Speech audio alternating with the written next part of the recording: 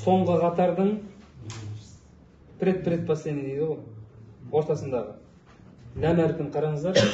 Ол жерде сіздерге жаңа бір ақпарат қосылады.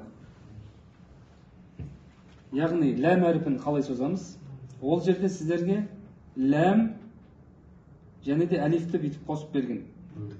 Ләмға әлифті қосып берген. Бұл әріпті ләм әлиф деп атайды. Немесе неше түрлі формамен келе береді бұлайынан. Әркімнің почеркісі әртүрлі болады ғой.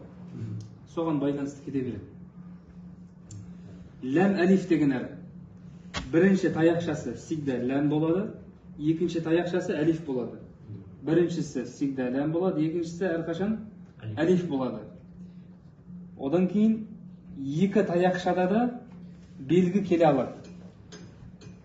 Түсінтірсіз ба? Екі таяқшада белгі келе алады.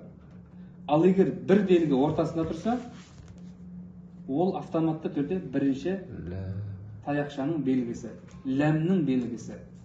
Сол себептен де фатха келсе, бірінші таяқшаға бересіз, ол ләм әріпі. Ал екінші таяқшадағы әлиф ол бос тұр. Фатхалы әріптен кейін әлиф бос тұрса, не істейсіз? Оны екіге созасыз. Табиғи мәт ретінде екіге созып айтасыз. Лә дейсіз болды. Лә деген сияқты. Ал ар жағында я мен уау әріптері белгілі ғой.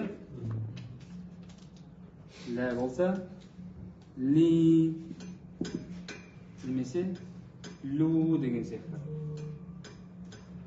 Тек мынау новый әріп деп есептей бересіз ғой. Лә бар ол. бар ол. Ортаңғы қатардың